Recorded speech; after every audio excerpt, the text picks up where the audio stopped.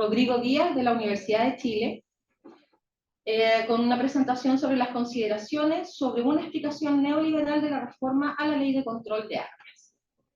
Rodrigo es abogado de la Universidad de Chile, maestrando de la Maestría en Criminología de la Universidad Nacional del Litoral de Santa Fe, Argentina, y sus líneas de investigación son la Ley de Control de Armas, el Derecho Penal Juvenil y Neoliberalismo. Segunda. Donde se sienta cómodo. Te va a ver ahí, chicas, y muchas cosas nos van a dar. Bueno, si quieren la presentación, pero va a ser una guía. No la van a proyectar en grande. ¿Por qué? No sé. No. Va a estar ahí en la pantalla. En la pantalla pero no funciona nada. Sí, eso estoy viendo.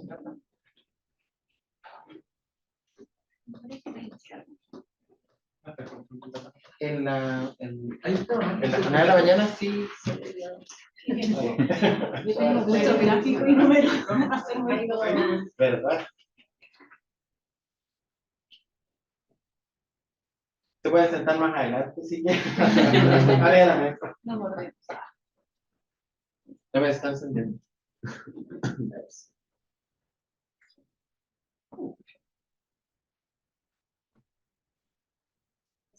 Como no hay lámina solamente que funciona aprendido de la experiencia, la esperaré el tiempo, como muy advertido con los compañeros de investigación. Bueno.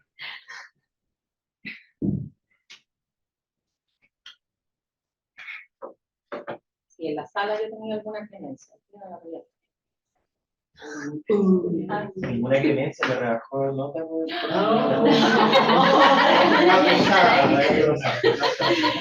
me decía. Sí, es verdad. Como vamos, tendríamos a hablar mucho, entonces por eso me cuesta ajustarme los tiempos, pero partamos nomás. 2:57, casi 58 para efectos del tiempo. Este es el primer trabajo de este tema, de varios que hicimos en conjunto y algunos individuales, porque va a ser mi tema además de investigación para el AFE del Magíster. Esta investigación es co-coautoría de Isabela Castillo, que está en esta sala, Bárbara Méndez también está, Soledad Leiva no puede estar y soy quien va a exponer nuestro trabajo. Explotación sexual comercial infantil en niños y adolescentes del Estado, el título inicial de la Comuna del Paraíso. Vamos a ver que esto fue cambiando por un tema también de las víctimas afectadas. No puedo cambiar esta acá. Lo primero es que este trabajo fue para el ramo de prevención del delito.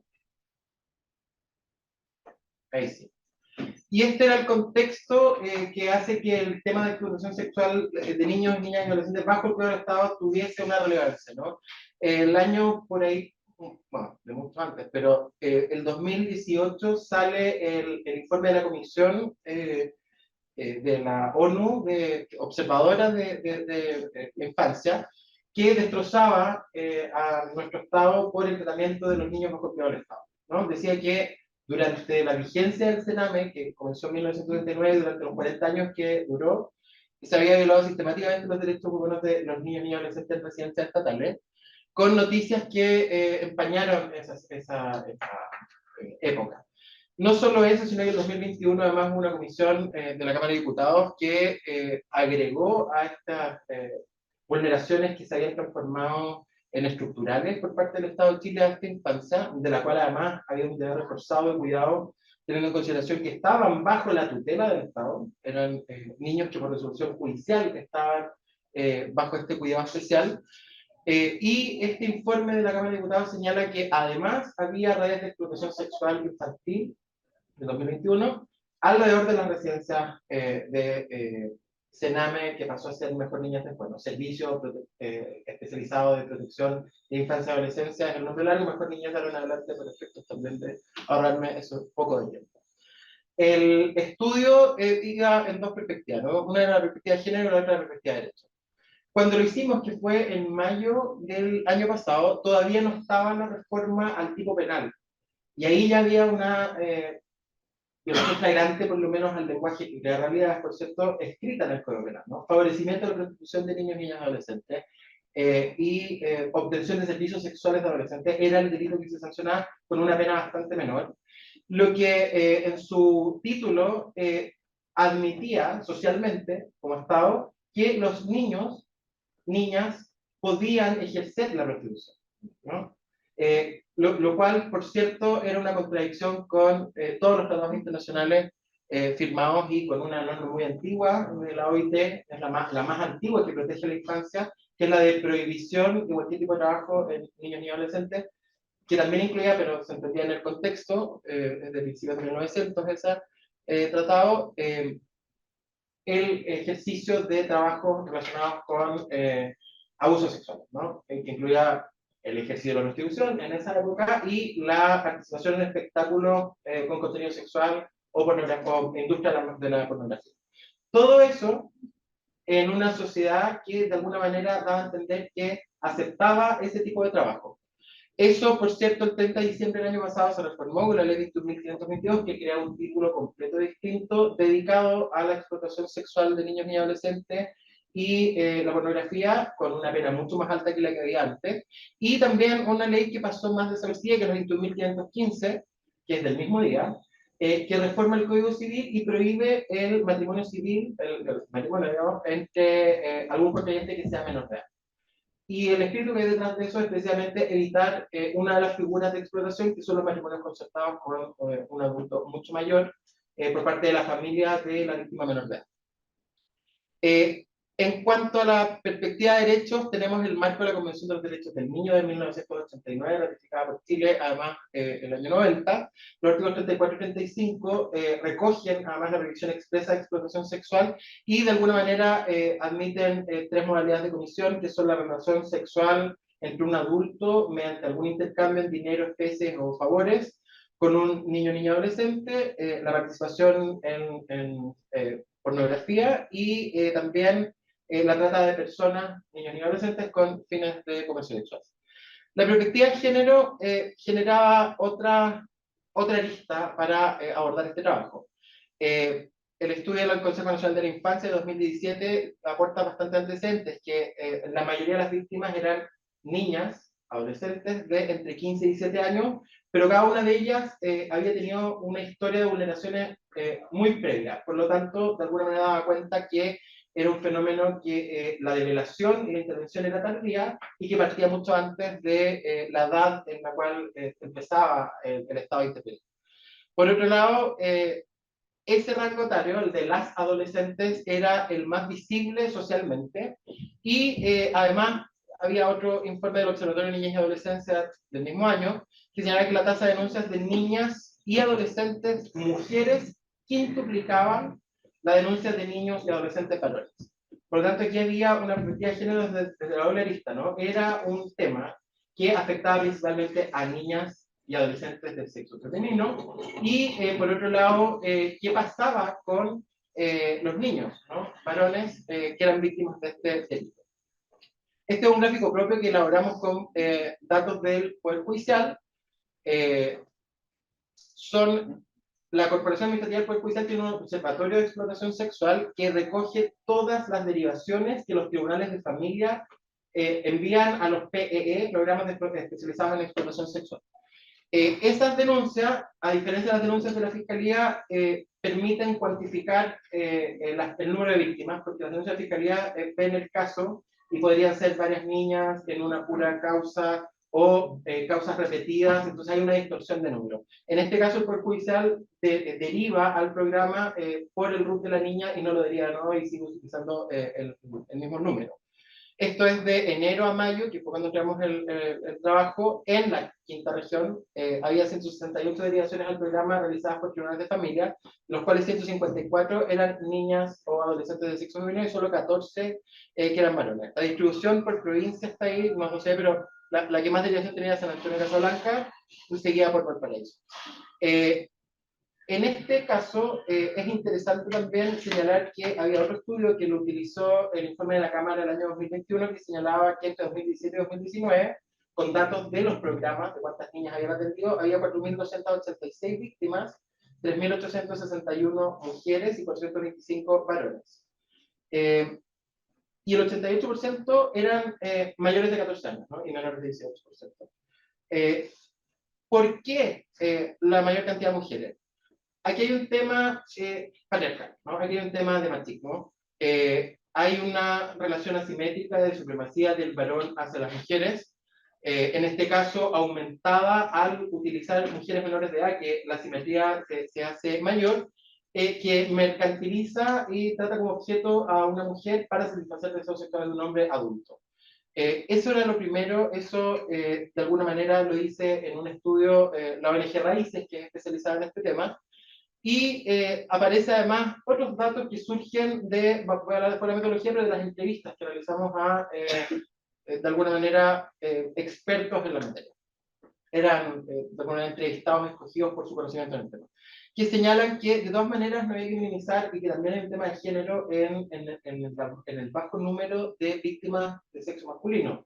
Y esto a propósito de la vergüenza que le podría provocar a un varón reconocer que ejerce comercio sexual, ¿no? O ser víctima de explotación, porque no se autoidentifica como víctima de explotación. Y en este caso, entonces, esa vergüenza que de alguna manera, precisamente por lo mismo, ¿no? Por el patriarcado, lo devalúa en la escala social, al no ser un varón heterosexual,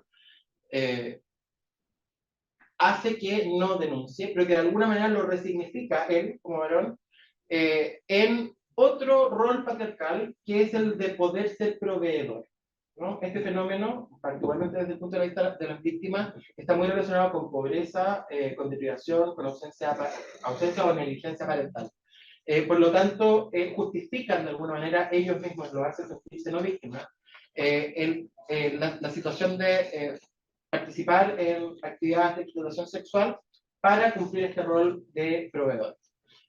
Finalmente, una última consideración respecto de este tema, que no era el ojo, pero nos resultó importante revelarlo porque de alguna manera surge con esta investigación, era el fenómeno del adultocentrismo, ¿no? En este caso, tanto niños como niñas como adolescentes de ambos sexos están a disposición como objetos de comercio de adultos. De alguna manera también releva el falso control que siente la víctima respecto de recibir algo a cambio, y también lo que la sociedad o el resto de las personas opinan de esas víctimas, ¿no? Que es una opinión de personas que no pertenecen a nuestra sociedad, ¿no? Están más bien fuera de ella, y son juzgados por ejercer el comercio sexual, sin reconocerlos ni ellos ni el resto de las personas como las víctimas que son. 5 minutos. ¿Por qué Valparaíso? Bueno, el cierre del Teatro de Ancha en 2019 por abusos por parte de funcionarios, el caso de la residencia Anita Cruchaga, una red de explotación sexual al interior de una residencia de Sename en esa época. Existen centros especializados en la trata de explotación sexual desde el comienzo. Los PE como piloto partieron en Valparaíso y en otras 3 regiones, no están en todo Chile. Hay además el programa Niño Calle, desde que partieron como piloto, una de las 4 regiones que tiene. Y también hay algunas condiciones especiales como la Mesa Interdisciplinar de Coordinación, que está liderada por el Poder Judicial, participa el Ministerio Público, también Mejor Niñez, las policías y otros entes para coordinar en contexto de meta-agencia las políticas y las actuaciones en relación a esta infancia vulnerada.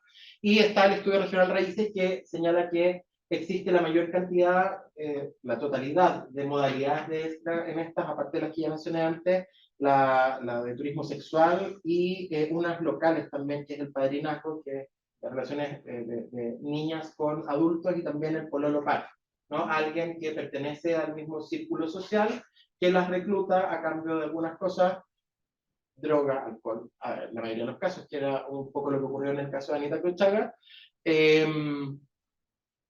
pero pertenece a ese mismo medio. Y ahí hay vínculos emocionales más difíciles de El estudio era exploratorio, descriptivo, de carácter cualitativo y no experimental.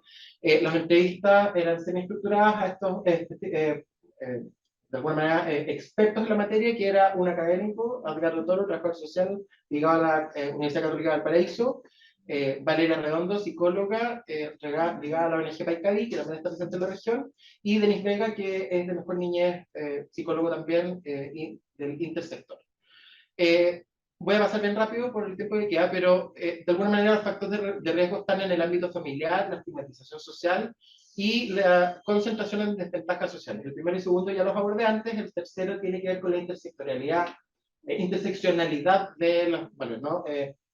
Salud, pobreza, sin padres, alcoholismo, que los hace particularmente más vulnerables a este grupo de víctimas. Los actores locales, como ya lo señalé, están ahí presentes: Ministerio Público, Delitos Sexuales, Defensoría de la Niñez, Juzgado de Familia, ONG Raíces y ONG Paicaví, y están los programas especializados en explotación sexual, el programa Mi Abogado, que es de la Corporación de Asistencia Judicial, que fue creado a propósito del cuarto marco contra la explotación sexual comercial de niños, niñas y adolescentes, que es una defensa especializada que representa a los niños en residencia, en juzgados de familia y en juzgados penales también. El Observatorio Nacional y la Mesa Intersectorial. Como principales conclusiones, a propósito de este análisis documental y lo que emerge de las entrevistas, es que el intercambio de sexo por alguna retribución trae aparejada la errónea percepción donde la víctima de explotación ha sido resarcida, siendo parte de una actividad sexual o relación romántica consentida. Esto es lo que hablábamos del prejuicio respecto del resto de la sociedad y también de la autoconcepción. Fragmentación institucional, esto desde el punto de vista de las intervenciones, en atención a que no se configura un sistema integral que aborde los casos de ESNA. Hay una oferta múltiple, variada, pero no es integral ni coordinada. A pesar de los marcos de acción, vamos en el cuarto marco hasta el 2025, y las mesas de trabajo intersectoriales, las instituciones dispuestas para entregar protección a niños, niñas y adolescentes son dispersas, no coordinadas y no continuas. Los programas son licitados, hay mucha rotación, son mal pagados y no tienen tampoco formación especializada en el tema. La deuda en esta investigación es el análisis desde el punto de vista del victimario. Es muy interesante, hay algunas muy pocos. Para Toro, que es Edgardo Toro, trabajador social de la Católica de Valparaíso, lo señala que es como una red de relaciones y a lo más una investigación penal va a encontrar al cabecilla o al más visible de la red y no a toda la red que conforma quienes actúan en este delito. Resulta complejo abordar la explotación sexual desde lo territorial, pero es necesario. Y es complejo porque pese a que este estudio era de la comuna de Valparaíso, muy al comienzo nos dimos cuenta que la movilidad regional de las víctimas no lo hace posible abordar desde lo comunal, más allá de las intervenciones de prevención que sí requieren ser comunales, porque como están bajo la tutela del Estado, lo que pasa cuando hay una víctima de estos casos bajo la tutela del Estado es que la cambian de centro, ¿no? A un centro que la aleje de la red de explotación. Y al alejarla de la red de explotación la cambia de comuna, incluso de provincia. Recomendaciones, y esta es la última lámina.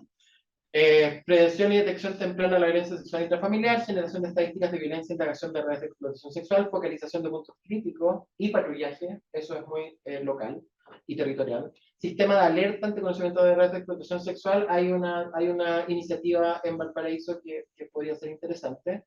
Campañas de visibilización para acabar con este estereotipo de que no son víctimas, ¿no? Incorporarlas en la sociedad y darles ese tratamiento.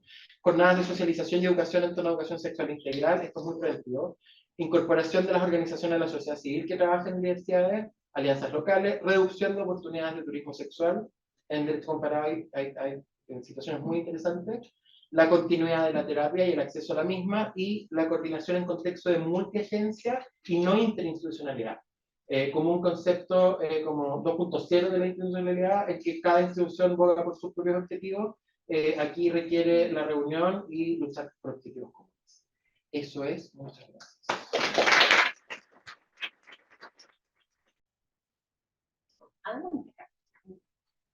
Ya. Bueno, primero que todo, mi nombre es Catalina Zúñiga González y lo que les voy a presentar es un resumen del resumen de mi tesis del máster. ¿Ya? Esta es sobre maternidad encarcelada, que es una de las, como un pequeño zoom, una de las condiciones que viven las mujeres privadas de libertad. Y esto es parte a raíz del artículo 19, inciso primero del Reglamento de Establecimientos Penitenciarios, que dice que el único artículo referido a las mujeres es este. Los establecimientos penitenciarios destinados a la atención de las mujeres se denominan CPF y en ellos existirán dependencias que contarán con espacio y condiciones adecuadas para el cuidado, tratamiento pre y postnatal, así como para la atención de hijos lactantes de las internas. Con este artículo nos damos cuenta de que aquí hay desaparece el espacio entre lo doméstico y lo privado, o sea, de lo público y lo privado, y ya que no es raro porque lo doméstico, esto privado, siempre se le ha asociado a las mujeres a ser el ámbito de la fertilidad, la reproducción y el cuidado. Y... ¡ay, no estoy haciendo nada!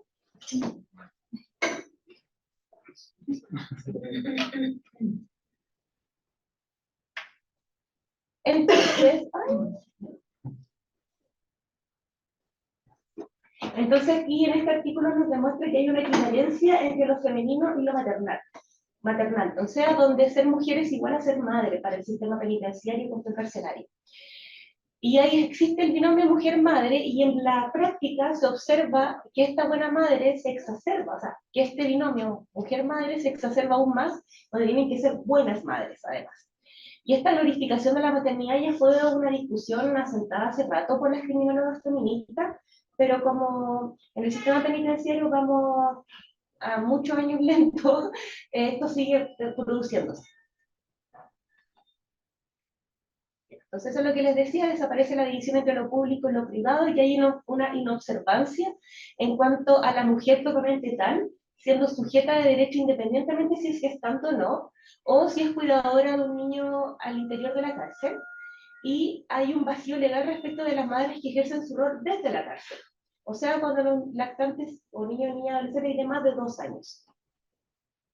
Entonces, cuando en la cárcel me refiero a que hay una exacerbación de esta buena madre, me refiero a que hay un control excesivo sobre sus cuerpos, autonomía, desarrollo personal, sexualidad y reproducción, y esto trae como consecuencia también un menoscabo al derecho a la vida e integridad física de la madre, de la mujer madre, del que está por nacer, y de los hijos e hijas, ya sea que viven con ella dentro de la cárcel o posterior, o que viven afuera.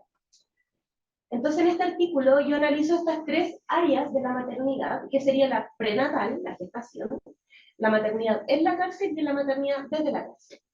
Y en la maternidad, o sea, y en la gestación hay claramente, bueno, este es el público conocimiento que faltan controles periódicos.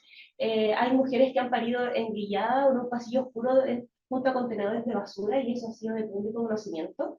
Pero lo que sí es que, por ejemplo, una vez escuchaba la entrevista de una mujer que estuvo privada de libertad, y ella decía que, claro, lo de Lorenza Caimán fue de público conocimiento, pero esto pasa siempre, casi siempre, todos los días. Todas las mujeres están enguilladas.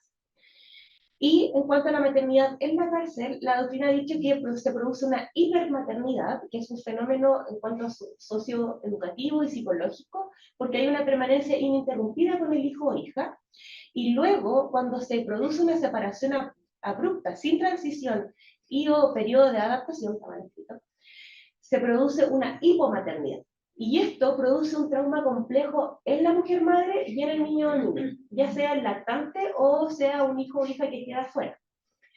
Pero luego, cuando ya hay una maternidad desde la cárcel, se produce una maternidad nula, porque hay una interrupción definitiva del ejercicio de la maternidad y una restricción de los vínculos familiares.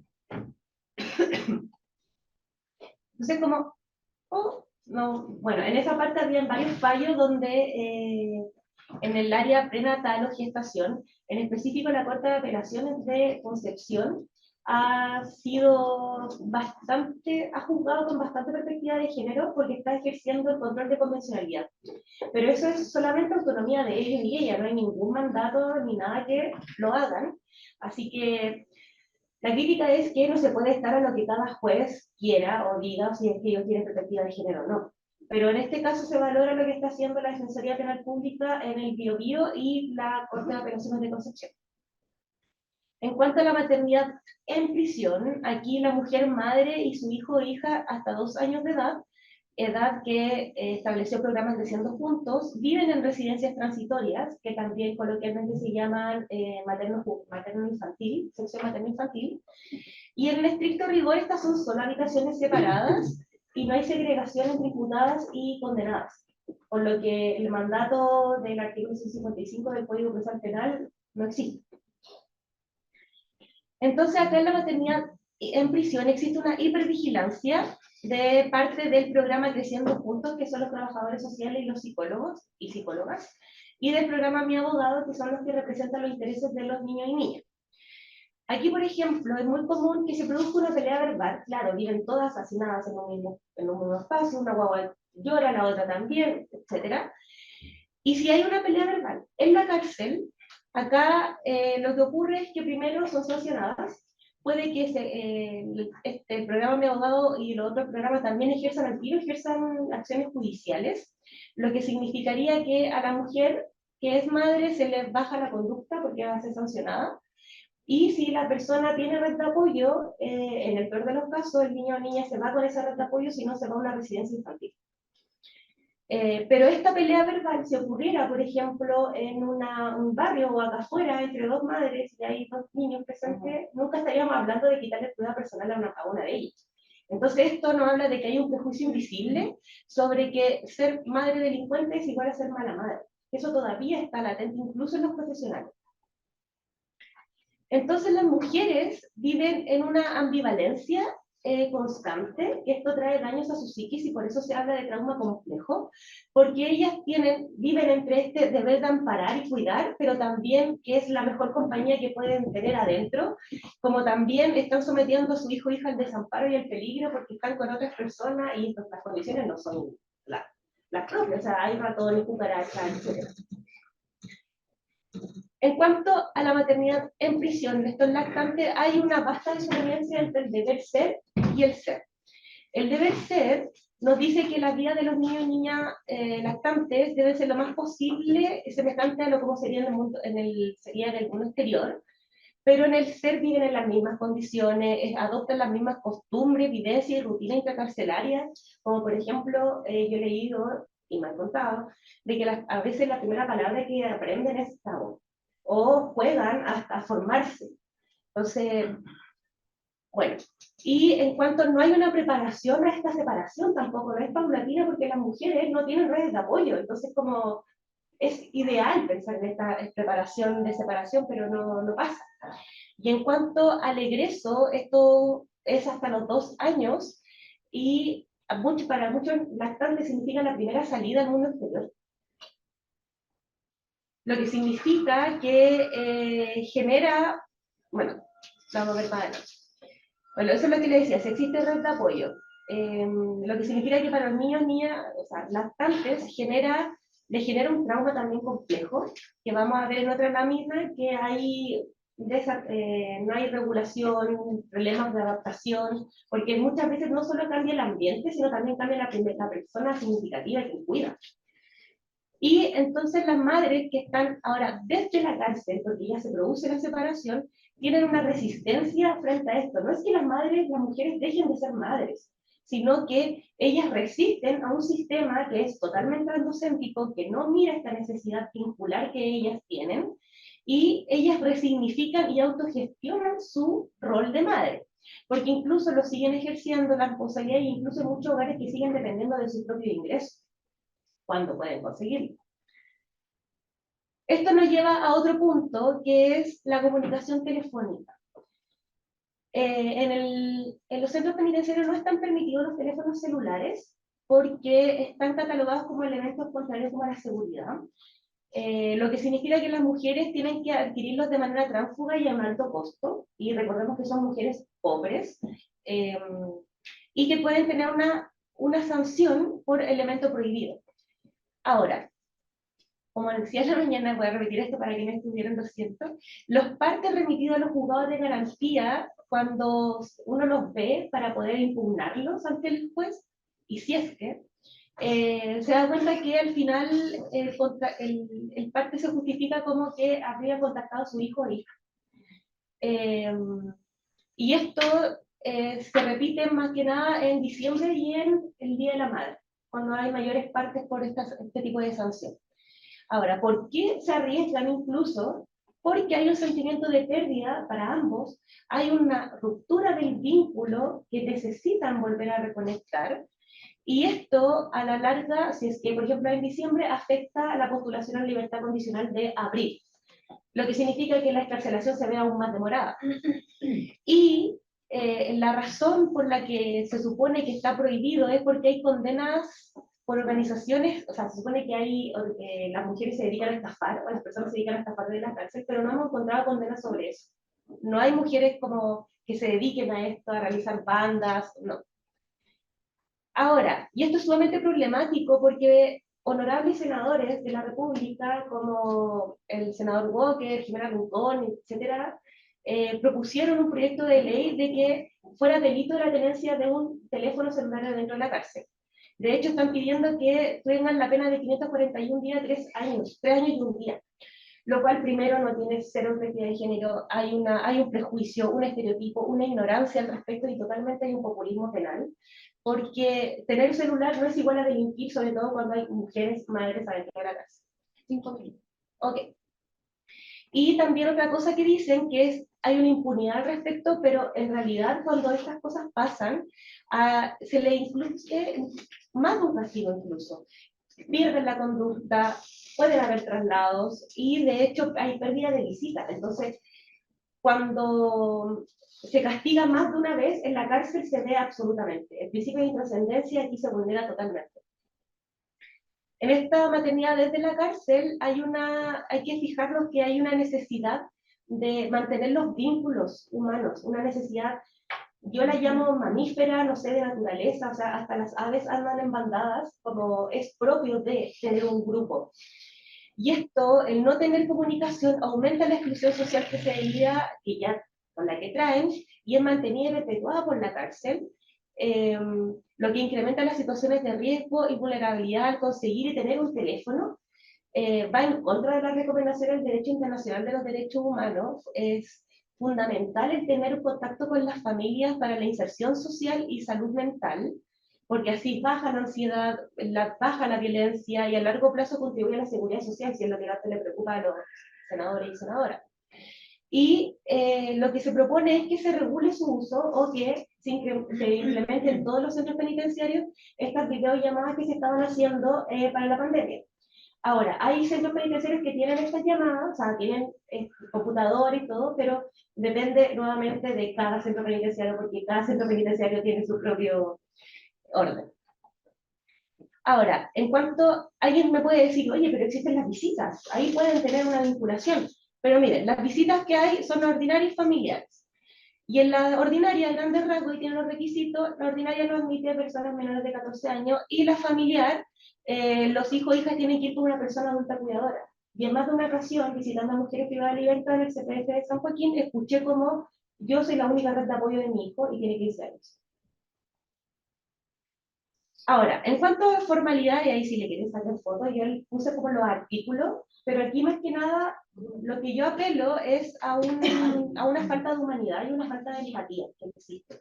Porque artículos y convenciones y estándares internacionales de derechos humanos existen por montón. De hecho, hay una opinión consultiva de la Corte, está la normativa aplicable.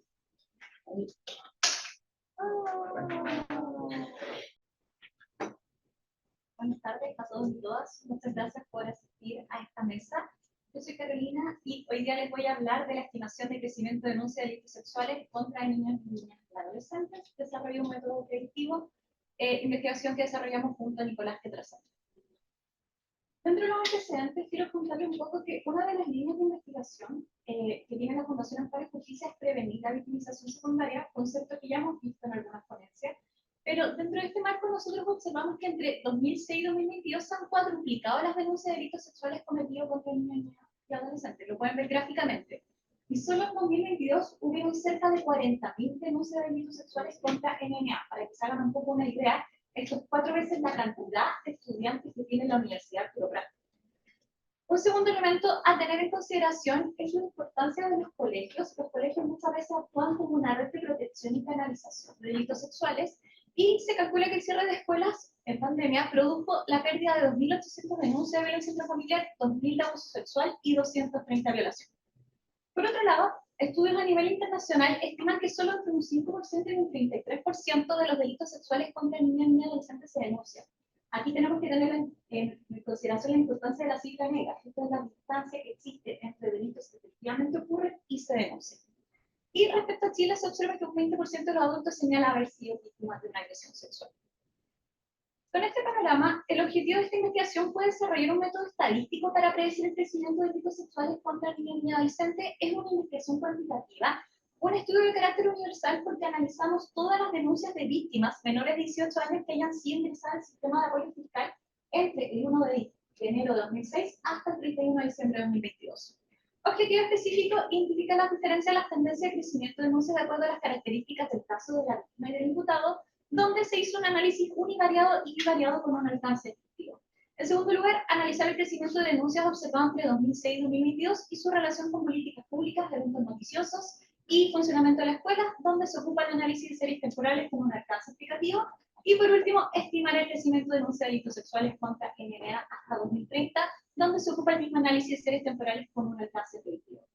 Quiero aclarar que yo soy socióloga, no soy estadística, el análisis de series temporales es un semestre entero de pregrado, tengan piedad con sus preguntas estadísticas, lo voy a resolver de la mejor manera, pero sí les puedo transmitir que nos asesoramos con un equipo súper potente de consultores estadísticos llamado ABSTAT. Ahí destaco la participación del profesor Wilfredo Palma, referente a nivel nacional e internacional sobre análisis de series temporales, junto a Ricardo Lea. Y en relación a las tendencias de crecimiento, para encontrar alguna posible explicación e hipótesis, nos asesoramos con expertos sobre abuso sexual infantil, como Claudia Capella, Cristian Pinto y Diego Portilla. Pasemos a los resultados. En relación al objetivo de analizar el crecimiento de denuncias observados, en series temporales tenemos que hacernos 4 preguntas. La primera es si existe tendencia. Aquí claramente se puede ver que existe una tendencia y esta es al alza. En la tabla a la derecha pueden verlo muy bien, como en 2006 teníamos 9.892 denuncias y en 2022 estas fueron 39.235.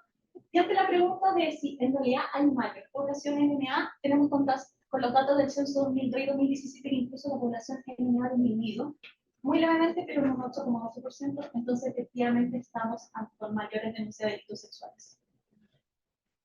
¿Y dónde podemos ver estos mayores incrementos? En el caso del caso, regiones de mayor incremento vemos en los ríos Arica y Parinacota. Aquí lo vamos a ver en términos de veces porque se calcula la variación entre la cantidad en 2022 en relación con 2006. Entonces la interpretación sería que en los ríos hay 10,2 veces más delitos sexuales en 2022 de lo que había en 2006. Arica y Parinacota son 6 veces. Delitos con mayor incremento sobresale la explotación sexual con 9,6 veces, luego 4,3 veces más en 2022 que en 2006 en el caso de abuso sexual. Víctima, tenemos incremento de víctimas entre 10 a 17 años con 4,6 veces más en 2022 que lo que había en 2006. Incremento de víctimas de sexo femenino 4,2 veces y de sexo masculino 2,8 veces. Incremento de niñas y adolescentes con denuncia previa. Aquí en la base de datos teníamos aquellas víctimas que antes habían interpuesto una denuncia en el caso de una misma denuncia de delito sexual y también por GIF.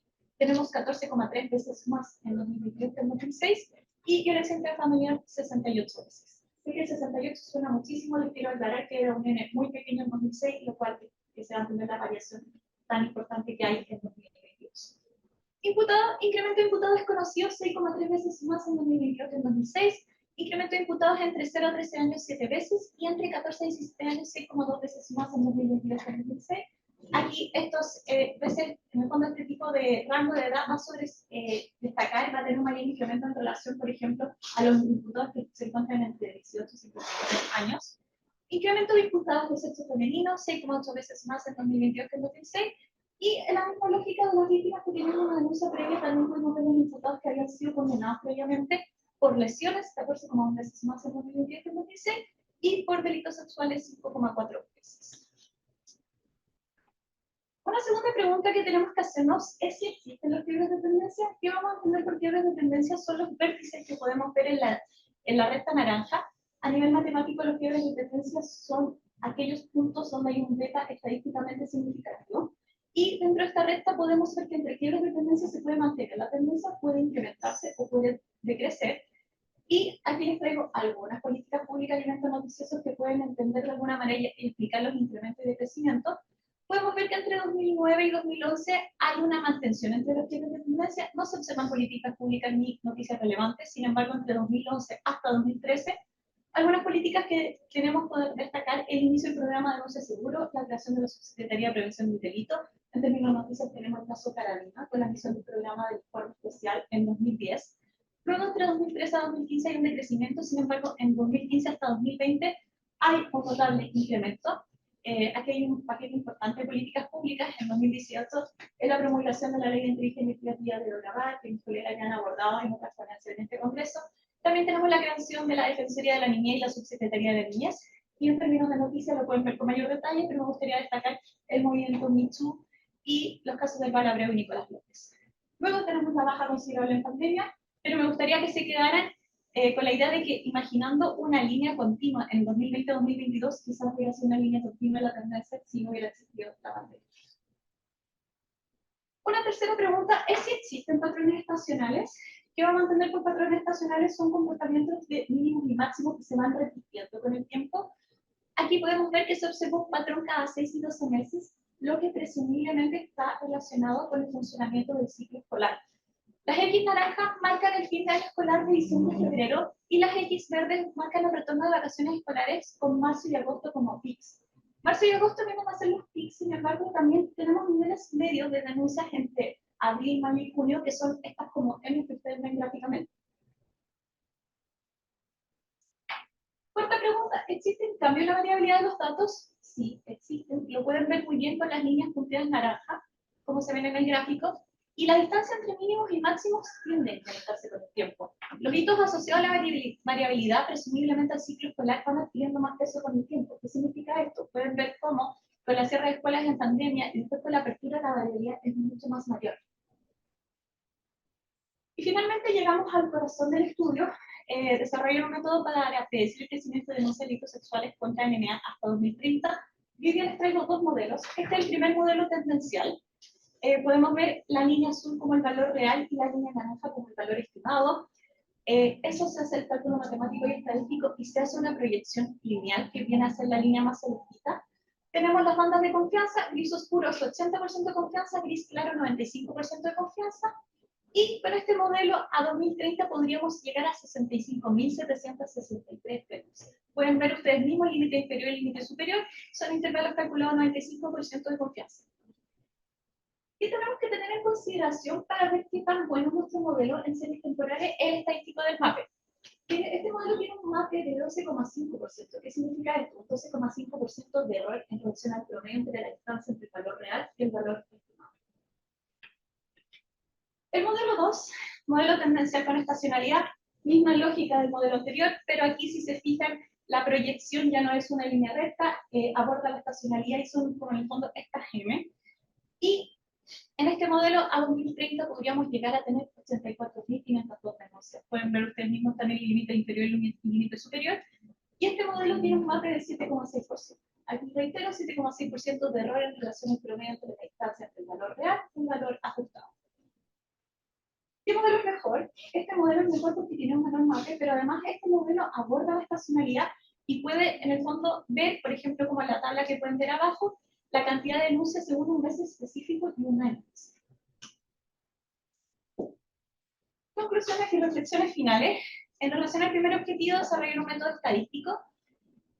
Este estudio tiene un valor metodológico muy importante por la novedad de ocupar una técnica estadística que es el análisis de series temporales para una temática asociada a políticas públicas y también al ámbito criminal en específico. Y tiene práctico el método de estimación. En el fondo, este modelo de alguna manera puede ser brindar una herramienta para un panorama general y en el fondo para que los sistemas de justicia penal puedan imaginarse a qué proyección podemos llegar.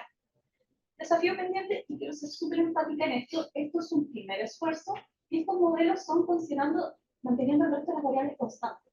Puede que de aquí a 2030 haya una política pública muy importante que pueda marcar un incremento mayor de denuncias, o también puede haber un evento noticioso muy mediático que pueda también marcar esto. Sin embargo, desafío pendiente, nos queda probar ambos modelos y ver, por ejemplo, las denuncias que tenemos ahora hasta el primer semestre de 2023 y ver cómo andan. En relación al segundo objetivo, caso, les había comentado que se observó un mayor incremento en regiones creadas en 2007, los ríos de Arica y Parinacota. Esto lo podemos entender también cómo, a partir de su creación, puede que existan instituciones públicas donde la gente se pueda acercar mayormente a denunciar. Para delitos de explotación sexual y abuso sexual, me quiero centrar en explotación sexual. Aquí lo podemos entender, y como muy bien lo explicó Gonzalo, hay un cambio en la tipificación de la figura penal que puede en el fondo entender este mayor incremento. En el último tiempo también hemos visto algunos casos semejantes de explotación sexual. Entre otros elementos, víctimas, se observa mayor incremento para víctimas entre 10 a 17 años. Una última encuesta de la Defensoría de la Niñez expuso que los adolescentes son muy conscientes de sus derechos, lo que puede estar ligado a que pueden implicar mayormente delitos sexuales para víctimas de sexo femenino en relación con el sexo masculino, pero aquí me gustaría quedarme con la reflexión de que esto es transversal a ambos sexos. Hay algunos estudios que hablan de cómo víctimas de sexo masculino no se atreven mucho a denunciar por miedo a ser catalogados como homosexuales y cuando no tienen esta orientación, y también muchas veces hombres menores de 18 años que mantienen relaciones con mujeres de mayores de 18 años no es visto como nada. Y para víctimas con denuncia previa de delitos sexuales y violencia intrafamiliar, aquí en el fondo cabe preguntarnos qué pasó en esto. Quizás fueron medidas cautelares que no se ejecutaron con efectividad, son algunas explicaciones. Imputados, se observa mayor incremento de imputados desconocidos. Esto lo podemos entender dentro del marco de delitos sexuales que se pueden dar en contexto de fiesta, donde hay pérdida de conciencia. También puede que algunos delitos los vayan a hacer terceros, donde no hay un claro imputado. Imputados entre 0 a 13 años y entre 14 a 17 años, no estoy hablando de que se les juzgue igual que los adultos, sin embargo podemos ver entre 0 a 13 años quizás falta un poco de educación sexual. O entre 14 y 17 años podemos hablar de la reforma procesal adolescente. Imputados y imputadas en este caso, que en el fondo tenemos un delito que está siendo transversal. No es que antes no existiera este perfil de personas, sino que en el fondo era menos común, y entender cómo los desafíos presentes en la investigación criminal con este nuevo perfil, en el fondo es el proceso más conocido, y condenados previamente por delitos, por lesiones y delitos sexuales, la misma lógica de aquellas víctimas que tenían denuncia previa, que está pasando aquí, como que en el fondo fue sentencia breve, alguna de las explicaciones. Y con esto ya termino. Analizar el crecimiento. Tenemos que la tendencia de crecimiento de denuncias es inversa al crecimiento poblacional. Cabe preguntarnos, y estas son preguntas como para otros estudios, ¿han aumentado los delitos como tal y con eso se aumenta la denuncia? ¿O los delitos se han mantenido de la misma manera pero se está denunciando más? Políticas públicas y hechos noticiosos que marcan los quiebres de tendencia. ¿Qué podemos entender o cómo podemos identificar aquellas políticas públicas que pueden marcar un mayor incremento? O en el caso de hechos noticiosos, ¿cómo podemos entender qué elementos como el mensaje, el público objetivo, el canal, pueden incrementar más las denuncias o no? Escuelas como red de canalización de denuncias, aquí me quiero detener un poco porque es muy importante. En el fondo, las escuelas cuentan con las herramientas necesarias para coger revelaciones, identificar y hacer la denuncia. Se está cumpliendo también con lo que dice el artículo 175 del Código Procesal Penal, donde dice que funcionarios de establecimientos educacionales y de salud deben hacer una denuncia. Quiero contarles muy brevemente que en la Fundación tenemos un piloto que se llama Piloto Aysén, porque se llama Pilotera en Aysén, el cual busca realizar un diagnóstico y entregar las capacitaciones para funcionarios de establecimientos educacionales y que puedan hacer la denuncia, acompañado de una campaña de difusión. Por último, modelos estiman crecimiento que podría llegar a los 85.000 casos anuales. Yo ya les he hablado en el fondo de los desafíos que tiene para el sistema de justicia penal, pero no solo el sistema de justicia penal, también podemos pensar en todas las instituciones aledañas que buscan brindar un apoyo a víctimas, por ejemplo, atención de salud física y mental, recursos de protección, entre otros elementos. Aquí están las referencias. Muchas gracias por escucharme. Este es el código QR que pueden acceder a las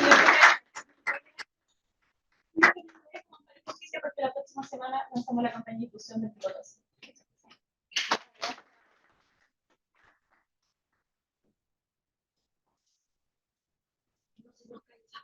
Vamos.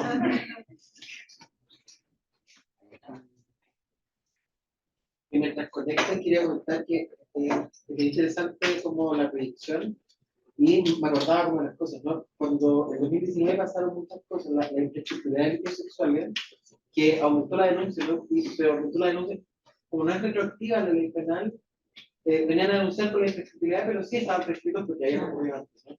Y eso fue un boom de denuncia que fue además en paralelo con la marcha del movimiento feminista, que también provocó mucho aumento de denuncia. Esto no estoy citando ningún estudio, no es lo práctico de las cosas que tenía que atender, llamar y dar esta persona. No se saben que hoy en Chile que la visita adelante, igual tratábamos de apoyar en lo psicológico, pero claro, si vamos a hablar de la guerra. Y aumentar las denuncias, particularmente en adultas que habían sido abusadas de chicas y en contexto de fiestas, como explicaste tú, porque además en ese mismo año se creó la figura que no existía, y que antes lo pasaba como por defensa al pueblo, que no clasificaba para esto, que es el abuso sexual por sorpresa. Todo el 2019. Entonces, bueno, fue justo previo a la pandemia, entonces el quiebre por los denunciantes que son efectivamente los colegios es muy cierto, ¿no? Como en marzo aumenta también, en diciembre baja. Siempre pasa eso.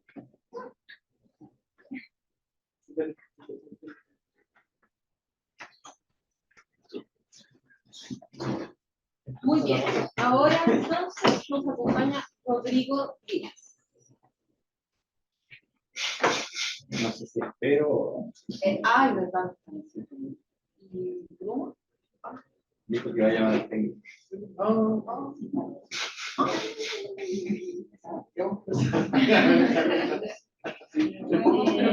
sí era otra de las personas. No está acá uno. Ahí viene. Y viene También el 20. caballero.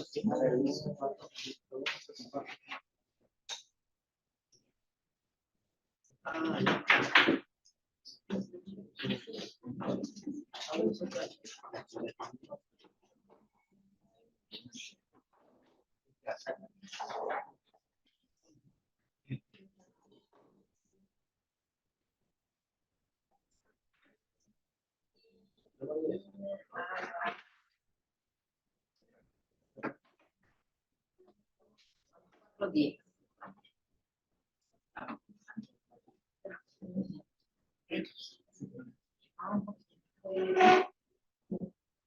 Hay 10 minutos desde el término de este y la expresión de la otra.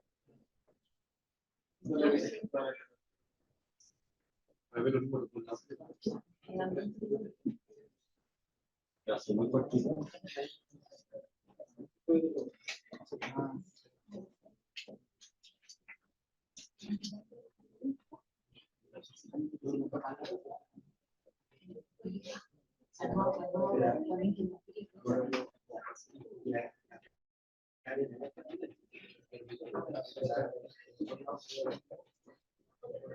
Sí.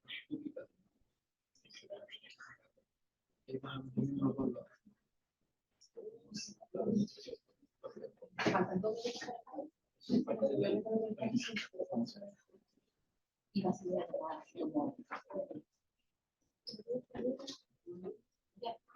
Eso es algo.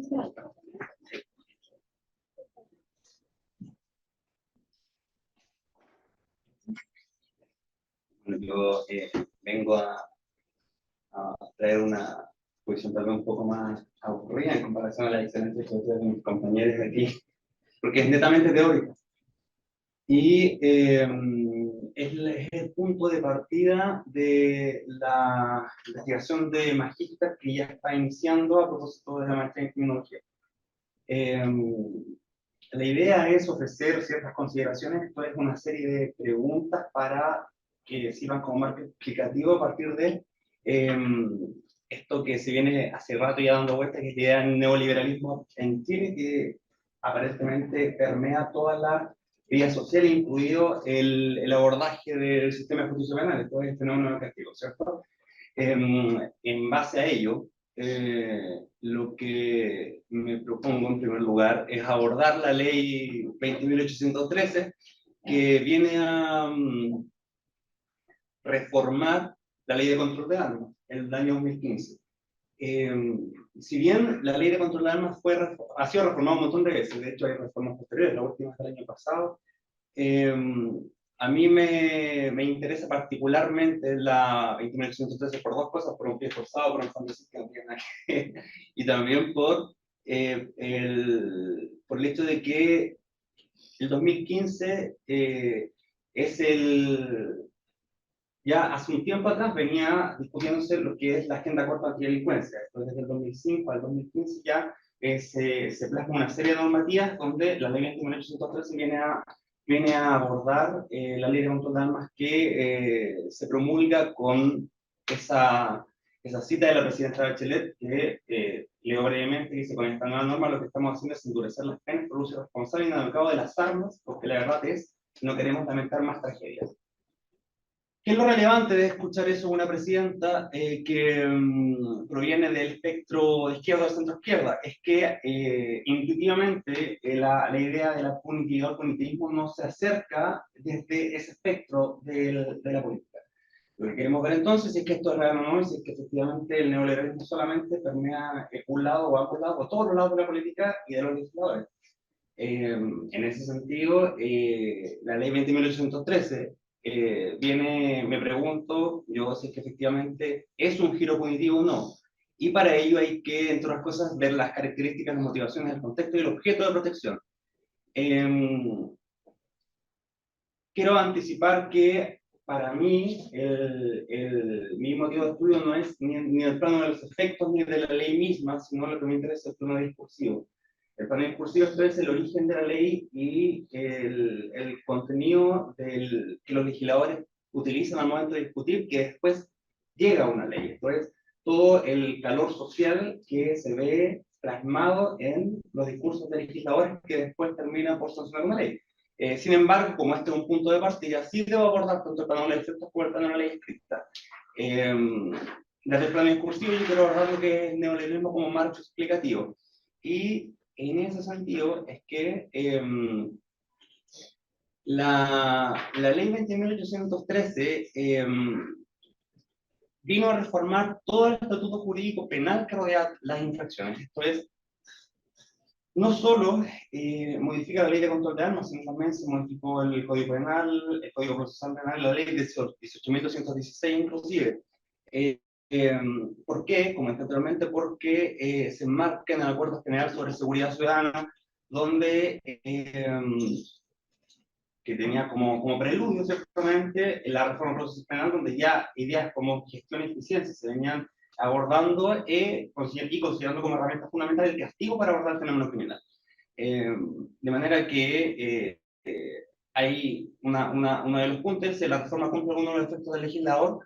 Efectivamente sí, algunos sí, otros no, porque se toman una serie de efectos ventajosos que son abordados latamente por la literatura nacional, entre ellos la profesora Mirna Villegas y Bascour, entre otros, han latamente estudiado estos fenómenos, pero a mí una cuestión que me llamó poderosamente la atención es cómo cambia el objeto de protección a partir de esta ley. ¿Por qué?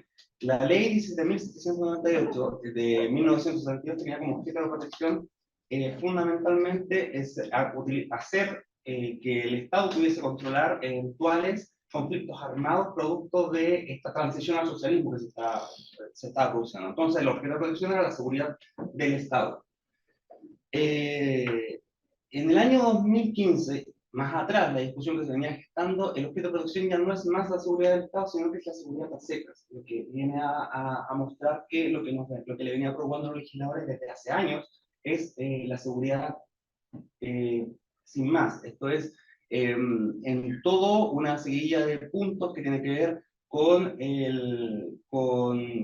los aumentos de la tasa de victimización, los aumentos de la tasa de inseguridad, entre otras cosas, que finalmente hacen que el objeto de protección sea la delincuencia común en sí mismo. ¿Y qué de relevante tiene esto?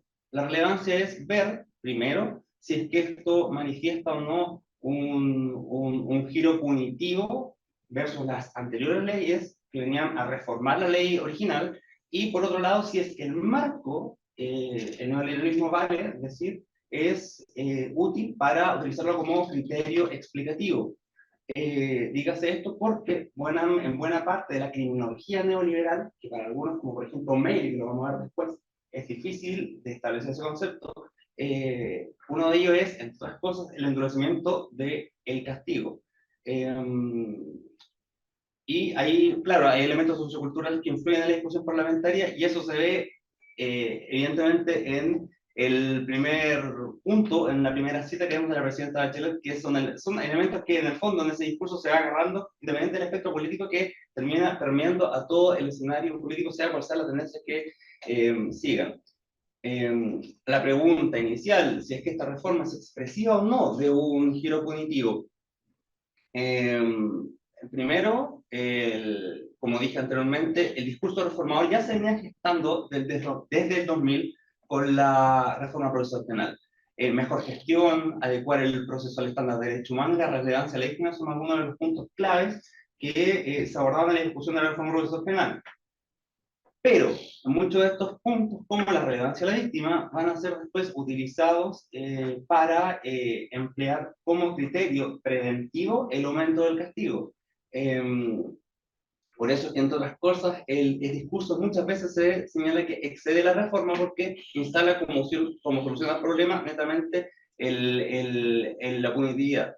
Sin embargo, cuestiones como la relevancia de la víctima, la victimización y, dígase, la gestión de la eficiencia, son todos puntos que a secas van manifestando que existe ese halo que se condice con la idea de la gobernanza neoliberal que permea todo. La pregunta es, ¿esta gobernanza neoliberal que se venía manifestando en Chile post-dictadura puede ser o no utilizado para, primero, explicar un giro cognitivo y segundo, para darle como marco explicativo el neoliberalismo? Aún no lo podemos aseverar, sin perjuicio de que me concedo un poco de hacer una decisión analítica, en el fondo, para ver si efectivamente existe un giro cognitivo de la ley, distinguiendo entre la ley escrita por un lado, el plano de los efectos, y después el plano incursivo, que es lo que me interesa particularmente, pero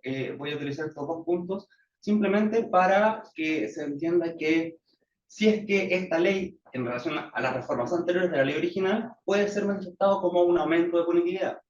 En cuanto al plano de la ley escrita, entre los años 1990 y 2015, en Latinoamérica había un aumento de la punitividad. Esto se ve graficado de manera muy detallada en un estudio hecho por el profesor Soso, que está por ahí.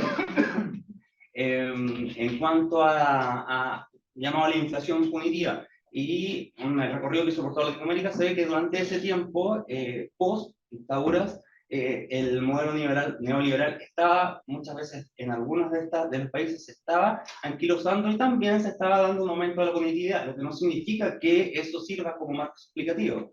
Elementos que favorecen la reforma, el modelo de la seguridad ciudadana que va de la mano también con esta discusión que se venía dando a principios de los 90, incluso un poquito más antes, y que venía también de la mano con algunas cosas que dije anteriormente, como mayor gestión, mayor eficiencia y la relevancia de la víctima.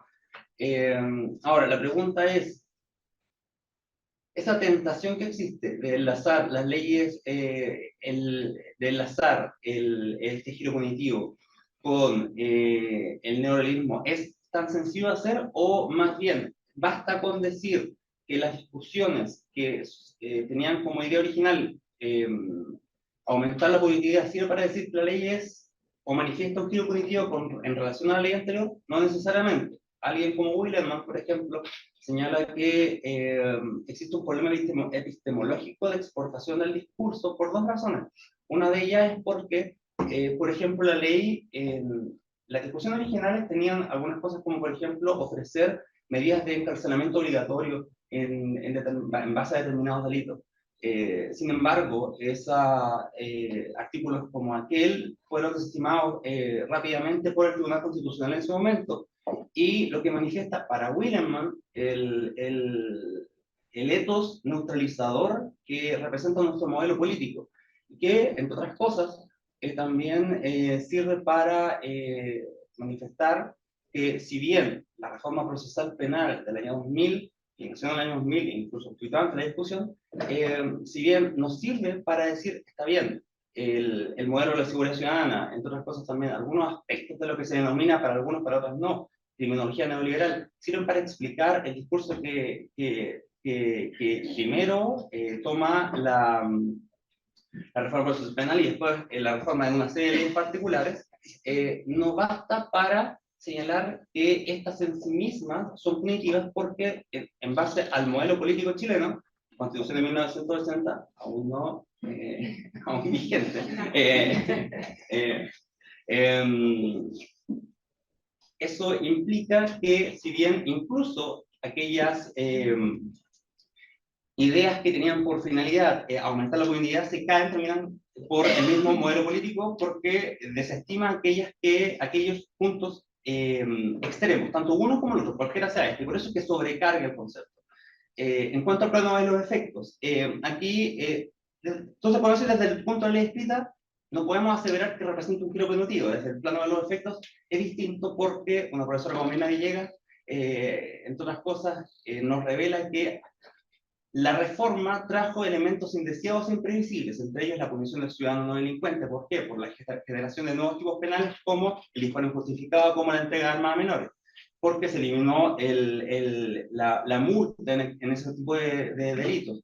También la restricción a la libertad personal, que iba en contra del estándar de derechos humanos para favorecer la sustitución de penas en algún determinados eventos. Y finalmente el aumento de la pronóstica de pena también limitaba la negociación para llegar a un procedimiento abreviado. Cuestiones todas que, de una u otra manera, desde el plano de los efectos, sí podríamos afirmar que existe cierto punitivismo o mayor punitividad con esta reforma. Ahora, en el plano discursivo, que es la cuestión que me interesa fundamentalmente, aquí la cuestión es un poquito más compleja, porque desde el plano discursivo no podemos asegurar si es que la ley original representa, o más bien, si es que la reforma representa a secas un giro punitivo, sin haber indagado previamente toda la historia de las reformas anteriores a la ley de 1972.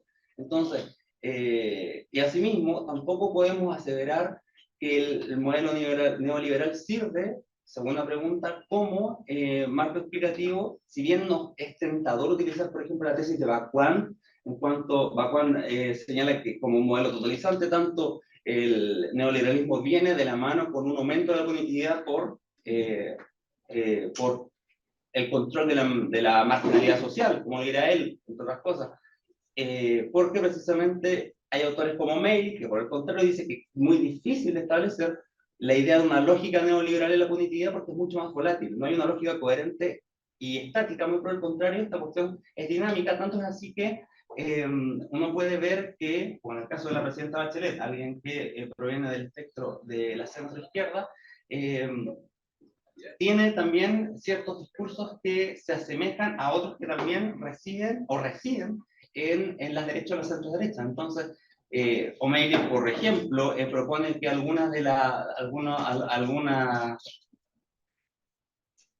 juega mucho el neoconservadurismo también en este tipo de reformas legales que no se limitan al neoliberalismo en el espectro político. Finalmente, como preguntas finales para llevarlo a modo, porque no puedo aún a secas señalar la conclusión más que decir en términos macro que en términos de los efectos. Efectivamente, como podría decir que representa un giro punitivo, en el término de la ley escrita, no es en sí mismo un giro punitivo, pero llevándolo a la particularidad de lo que me interesa a mí como materia de investigación que estoy llegando en estos momentos, me interesa dos preguntas, fundamentalmente. ¿Cuáles fueron los tópicos en torno a los cuales se desarrolló la discusión parlamentaria que dio origen a esta ley? ¿Por qué? Porque eso permitirá ver en qué medida puntos que son categorizados como neoliberales sirven para ver si es que los legisladores y las legisladoras los tenían considerados al momento de llevarlo a la discusión. Y segundo, si se explica mediante un marco un marco político criminal de carácter neoliberal o representa una continuidad en cuanto a la regulación de las armas patentadas en las reformas anteriores. ¿Cómo así? Ver si la ley 20.813 representa un giro punitivo, podríamos decir que sí en base a los efectos. Ver si es que antes esto representa una continuidad de punitividad que era anterior a la ley 20.813, también podría ser, y eso representaría entonces que no es un giro cognitivo, y si no es un giro cognitivo tampoco vamos a ligarlo con el neoliberalismo. Entonces, al final, lo que queda es utilizar, entre otras cosas, entrevistas a los parlamentarios y también artículos de prensa y demás para ver cuál es el problema social que se está manifestando y ver si se condice con algunos de los principales puntos que que caracterizan a lo que, insisto, para algunos se denomina criminología neoliberal, para otros no es válido llamarla así, porque esto es fundamentalmente y dando una concesión pequeña, es un discurso que se plantea en el norte global y que no es fácil de exportar al sur global porque, entre otros, Garland habla en su momento que las culturas del control se basan en base a los cortes o a la crisis que tuvo el estado de bienestar. Pregunta que hace William también: ¿es posible decir eso en Chile? No lo sabemos, porque en el fondo no había un estado de bienestar que haya sido cortado a secas, como sí pasó en las crisis de los 70, tanto en Europa como en Estados Unidos. Eso. Perfecto.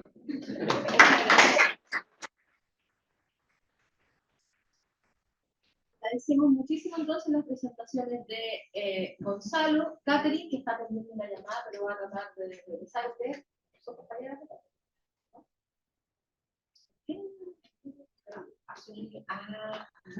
Sí, ya. Catherine no Catherine.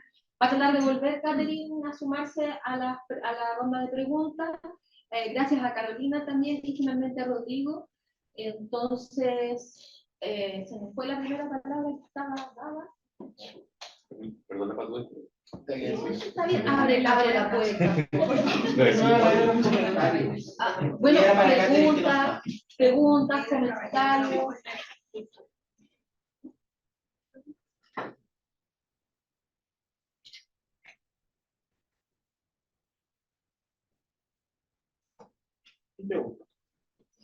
Perplejidad. Hay perplejidad. No, muchísimas gracias. Yo no tengo parte de comentarios, sí, pero tengo que correr en la sala de abajo, así que cuando lo vea después. Pero tíralas acá y nos estamos discutiendo, así que podemos responder. Yo creo que. Pero yo se las puedo dejar tiradas a ver si les da la gana de responderlas, ¿no? Me interesó lo que planteaste sobre el adultocentrismo, me parece que no me quedó del todo claro desde qué perspectiva, porque efectivamente hay un adulto que incurre en un delito, pero en la forma de funcionamiento del sistema y cómo se vincula con niños, niñas y adolescentes, ¿también ves una perspectiva adultocéntrica? Yo me imagino más o menos por dónde podría ir la cosa. Lo otro que me pareció un tema todavía por abrir es esta proporción de las víctimas que son niñitos varones, dijera mi abuelita, niñito hombre y la niñita mujer. Y todo lo que hay detrás y el trabajo que tenemos todavía que dar en este sentido respecto de la visibilización de los niños víctimas. Que tú también comentabas, ¿no?, al respecto. Ya acá no voy a decir nada. Y Carolina, te quería preguntar, ¿por qué en las primeras estimaciones no consideraron usar tasas poblacionales? Porque el efecto, el menos 8,8 del decremento de variación de la población en cuestión, me imagino que además debe tener un comportamiento territorial por regiones distintos, ¿no? Y ya hay patrones territoriales distintos que de repente se queda mirando. Me llamó mucho la atención lo del aumento de los imputados desconocidos. Eso me llama mucho la atención. Pienso, el Ministerio Público viene declarando hace 2 años el aumento de los imputados desconocidos, que viene aumentando, pero para delitos como el homicidio particularmente, pero en el caso... Ya, ahí hay tema. Yo no voy a dejar esto con usted.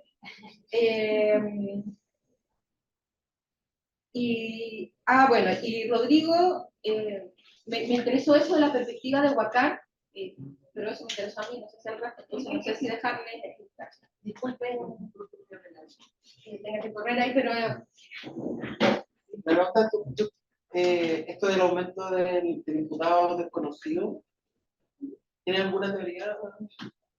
Mira, más que las explicaciones que había dado sobre el contexto de fiesta, cuando hay mucha pérdida de conciencia, otro elemento también es cuando un tercero va a hacer la denuncia y no hay un imputado claro. Y un elemento que no nombré, pero que también tiene mucho que ver, por ejemplo, en pandemia, el uso de tecnología y de protección a los datos. Lo de imputados desconocidos, como bien mencionaba la profe, esto también es pesadito a nivel de... Entonces, me da la impresión, más allá de las explicaciones que se nos logra, quizás igual funcionan, pero esas serían como las posibles explicaciones que veo en estos. Así que hay un punto en el tema de la explotación online, ¿no? Sea producción porque realmente es fabricación de material pornográfico lo que ocurre online, o eventual junta posterior que ya no va a comer, pero en pandemia aumentó y claro, tú denuncias a Lolito 14, ¿no? Que es un imputado en él. Y eso fue muy de la época de la pandemia dura. El otro tema es que, como tú pusiste en el plano, aumentó la denuncia de explotación sexual y esa en general es un imputado en él. Porque la víctima no va a echar al agua porque después que hay un vínculo emocional. Entonces, se aumentó a ese, obvio que también aumenta en esa misma proporción el imputado, creo yo, ¿no? Como digo así. Y lo otro, que había delitos que antes pertenecían al mundo de la cifra oculta, que no se denunciaban, y que ahora, a propósito de la ley de autores causales, que también es de esta misma tiempo de análisis, lo tiene que denunciar para efectos de obtener el procedimiento de embarazo. Entonces, y esos son siempre imputados en N o lo que es peor, ¿no? Imputado conocido pariente. Creo que por ahí podría ir esa explicación del aumento del imputado en N. Yo tengo una pregunta para sobre eso. El impacto de si hacemos una proyección del proceso migratorio y planteamos la hipótesis de que esto va a continuar a un ritmo más o menos sostenido. Evidentemente, en los tiempos la población migrante va a aumentar. No obstante, hoy en día, como el migrante que llega, hay un porcentaje, que desconozco la cantidad pero sé que existe, que no tiene acceso a la educación, muchos viven en toma, producto de la precariedad a la cual llegan al territorio nacional. ¿Tu proyección podría hacerse, primero, se hizo cargo de eso o podría hacerse cargo de eso? Podría hacerse cargo de eso. De hecho, bueno, yo había comentado que esto lo con una consultora estadística y es a nivel general. O sea, lo que les mostré fue delitos sexuales contra niños y adolescentes donde se emitió y con ese cálculo se hizo. Pero tal como se hizo una proyección como a nivel general, se podría hacer, por ejemplo, a nivel regional, que era como lo que mencionaba la profesora Alejandra, se podría hacer a nivel de sexo, se podría hacer a nivel de delito, o sea, el análisis temporal uno puede ver, lo importante es tener como una gran variedad de casos. Por ejemplo, aquí estos datos que yo mostré los solicitamos vía transparencia en el Ministerio Público lo más antiguo que tenía era del 1 de enero de 2006 y con eso nos bastamos, pero dependiendo del universo se puede hacer muchísimo más. Pero yo creo que están un poco las limitaciones, y igual sería interesante el término de política pública, pero un análisis un poco completo, porque como había mencionado, hacer un semestre destinado a esta pero de todas maneras se podría hacer. El tema migrante fue un tema que reveló también uno de los entrevistados que tuvimos en nuestra investigación, que era el niño, ¿no? Del psicólogo encargado del proceso.